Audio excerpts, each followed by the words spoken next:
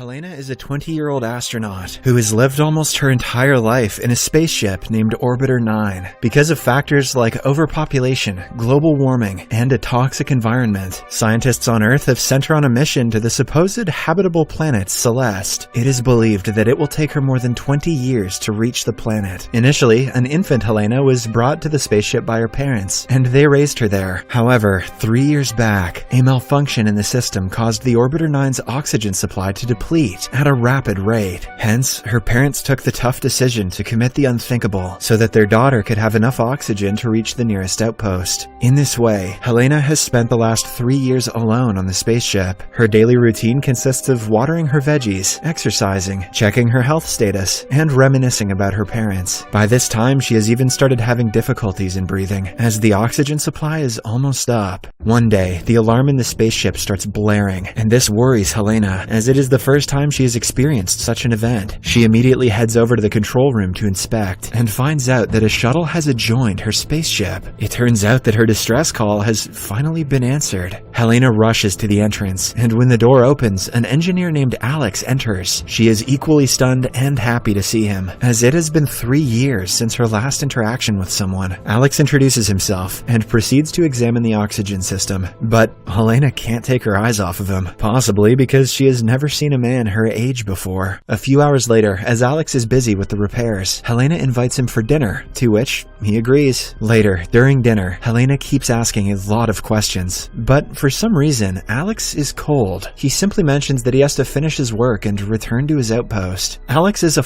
boy in space. The next day, Alex successfully repairs the oxygen system and prepares to leave. That night, while he is sleeping, Helena silently enters his room and gets on top of him. As she is busy staring, Alex wakes up and asks her to get down. But Helena, who has been alone her entire life, mentions that it might be another 20 years before she sees someone again. She then slowly kisses him, and soon, the two have coitus. The following morning, Alex packs all his belongings and departs, without even bidding Helena a proper goodbye. After leaving the spaceship, he enters a strange hallway and then makes his way upstairs. Surprisingly, he comes out of what appears to be a bunker, which is placed in the middle of the woods. Here, we get to know that the Orbiter 9 is not a spaceship after all, and the entire thing is being staged on Earth. In the next scene, Alex gets in his truck and drives through the woods, which appear to be a top-secret facility. We can clearly see that there are more bunkers like Helena's, and the entire operation is known as Project Orbiter. It's like a centrifugal Truman show. Shortly after, Alex reaches the entrance, which is heavily guarded by military personnel. That evening, he heads to the base of operations and meets the project manager, Hugo. Hugo takes out his tablet and shows some statistics to Alex, which reveals that there are in fact 10 orbiters. He claims that the progress is good, and if everything proceeds at the same pace, the real launch to Celeste may happen in the next 20 years. Despite the good news, Alex is upset, as he worries about the 10 test subjects that have been isolated in the orbiters. I wonder how many of them he's coitused. However, Hugo tells him that sacrificing 10 people for the good of humanity is the right thing to do. At night, as Alex is heading home, a news report states that it has been 5 years since the Celeste spaceship disaster. On that fateful night, the spaceship, which was carrying 207 crew members, experienced a sudden mechanical failure just after exiting the Earth's surface. This resulted in a fatal crash that killed everyone on board. The head engineer of the spaceship is revealed to be none other than Alex himself. Ever since the incident, he has been shrouded with guilt and sorrow, as not only did several people die, but humanity also suffered a major setback in their quest to Celeste. The next morning, Alex meets his therapist, Sylvia, who uses a highly futuristic screen to conduct her sessions. With the help of this screen, people on both sides can't see each other, and even their original voice is distorted. All they can see is a computerized wolf, which resembles their facial movements. Unable to hide his depression anymore, Alex reveals about the specifics of his job to Sylvia, and explains how he feels bad for the 10 test subjects. As days pass by, Alex starts getting more and more paranoid. He regularly watches videos and live feeds of Helena, implying that he is unable to shake her from his mind. Then, one day, he finally decides to risk it all. He gets in his car and heads to the facility. Meanwhile, in inside the Orbiter 9. As Helena is undergoing her regular health checkup, the alarm starts blaring once again. This surprises Helena as her spaceship is far away from any outpost. Soon, the entrance door opens, and a casually dressed Alex emerges from it. He immediately informs her that they are not in a spaceship, and that they have to escape. But Helena, who is frozen in fear, doesn't speak a word. To prove his point, Alex takes out a hidden camera, and also a microchip planted inside Helena to track her vital organs. He also tells her that he is doing this for her safety. Helena is still in disbelief, but since she has a crush on Alex, she agrees to go with him. The science may not check out, but my hormones do. Before leaving, Alex hacks the camera feed and uploads an older recording of Helena so that no one suspects their escape. Following this, the two exit the Orbiter 9. When Helena steps out of the bunker, she is momentarily dazed and has difficulty walking as she is experiencing sunlight and natural air for the first time. Alex then hides her inside his truck and somehow clears her through the entrance checkup. Later, he stops by a hill and reveals everything about the Orbiter program and how it came into existence. The program was designed to accustom a human to space so that the upcoming launch to Celeste can go smoothly. He also informs Helena that her parents are still alive, but when the latter expresses her desire to meet them, he refuses. Turns out that her parents are also part of the project. Shortly after, the two reach Alex's home, and Helena is surprised to see normal household equipment. She also experiences rain for the first time, and becomes delighted. The following day, Alex visits Sylvia and informs her of what he's done. Worried about her client's safety, Sylvia shows her real self to Alex, and promises to help him if things go awry. That night, Alex takes Helena out and shows her around the city. He buys a variety of meals for her, something which she has never experienced in her isolation. When Helena talks about the sea, he simply takes her to an aquarium and introduces her to different fish. The next morning, Alex leads Helena to his private office, where he has a bunch of computers set up. He explains that it is the place from which he keeps an eye on the orbiters and tracks their progress. Clearly stressed by the breach in privacy, Helena asks Alex how he could be involved in such an inhumane act, but the latter replies that it's for the betterment of humanity. With all the data and statistics gained from the Orbiter project, they will be able to flawlessly send a real spaceship to Celeste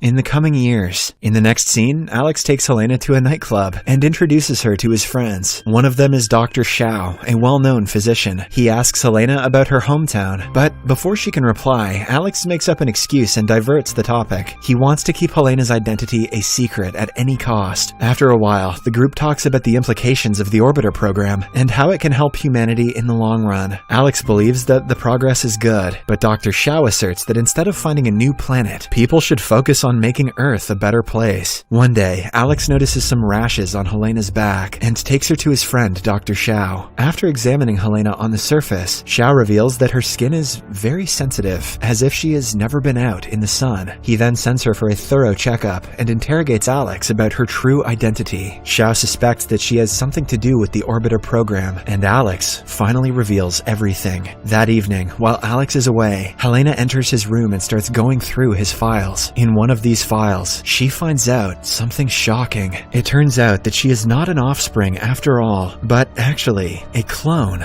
She then flips over some pages and finds the address of her surrogate parents. Devastated by the revelation and the fact that Alex lied to her, she gathers her belongings and heads outside to find her parents. Later, Alex arrives at home and realizes that Helena has discovered the truth about her genetics. He is visibly upset, but can do nothing to find her. Elsewhere, Helena finds her parents and confronts them for abandoning her. The mother, who seems to be caring, tells Helena that although she is a clone, she has the genetics of people from different centuries, making her extremely healthy. Just then, the father approaches Helena from behind and cuffs her to the railing. He then proceeds to contact Hugo, but surprisingly, the mother knocks him out and helps Helena escape. A few hours later, she meets up with Alex and berates him for hiding the truth from her. With no words to defend himself, Alex simply apologizes and hugs her. However, the trouble has just begun. Realizing that Hugo and his people have gotten wind of the escape, Alex and Helena pack their belongings and take off. The next day, Hugo meets up with the chief benefactor of the Orbiter project, Catherine, and briefs her about the situation. As expected, the boss is far from impressed, as one of her valuable assets has escaped. When Hugo asks her for a solution, Catherine orders him to find Helena and kill her. Elsewhere, Alex takes Helena to her longtime confidant, Sylvia, and asks for a place to stay. Being the kind woman that she is, Sylvia gladly accepts. But before she can escort them out, she hears a knock at her door. Outside, she finds Hugo and 2 armed soldiers on the lookout for Helena. It turns out that he rummaged through Alex's apartment and found Sylvia's business card there. The men then barge inside the place and start looking around. Soon, they reach one of the therapy booths, not realizing that the couple is on the other side. Hugo then orders Sylvia to start the screen, and as she does so, Alex and Helena freeze in their place. They do not even blink, because if they do so, the wolf simulation will also move and blow their cover. This goes on for a while, and when Sylvia refuses to hand over the couple, one of the soldiers shoots her dead. This terrorizes the couple on the other side, and they immediately run away. Then, an intense chase ensues on the rooftops, with the couple managing to stay one step ahead of the bad guys. However, they are eventually cornered when they come across a dead end, with no alternative left. Alex proposes to jump to another terrace. He goes first, but when it's Helena's turn, she freezes in fear and is eventually apprehended. Alex can do nothing but watch as Hugo and his men take her away. That night, a distraught Alex heads to the same nightclub and approaches his friend Xiao, who is also apparently beaten up by Hugo and his men. Xiao expresses his concern for Alex and also mentions that the test results of Helena are out. Unfortunately, she is unfit to stay in this environment and will have to go back inside the Orbiter 9 immediately. The revelation devastates Alex, but an idea strikes his mind. In the meantime, Hugo approaches Catherine and asks her if he can reinstate Helena back into the Orbiter program. However, she refuses, claiming that it will cost them a lot of money. She then orders him to finish Helena off immediately so that the news doesn't spread elsewhere. Following the orders, Hugo starts preparing the euthanization process. But before he can end it all, Alex arrives outside the building and proposes a deal to Hugo. Although the latter has already made up his mind to kill Helena, he still calls Alex inside for the sake of their friendship. Wasting no time, Alex mentions that Helena is pregnant with his child, a child which could be of significant importance in their project. He then proposes that Helena be allowed back in the orbiter alongside him so that they can both raise their child in the environment. This would create the perfect astronaut so that after 20 years, he or she can lead the real spaceship to Celeste. Surprisingly, Hugo likes the idea and he lets the couple head back into the orbiter. In the final scene, 20 years have passed by. Outside Orbiter 9, a now old Hugo waits for a girl to come out of her bunker, presumably Alex and Helena's daughter. The girl smiles at someone behind her and then looks into the sky. The movie ends as the spaceship, ready to take off for Celeste, is heard, indicating that the experiment was a success. Subscribe for more videos like this, turn on notifications, and leave a like to help the channel out.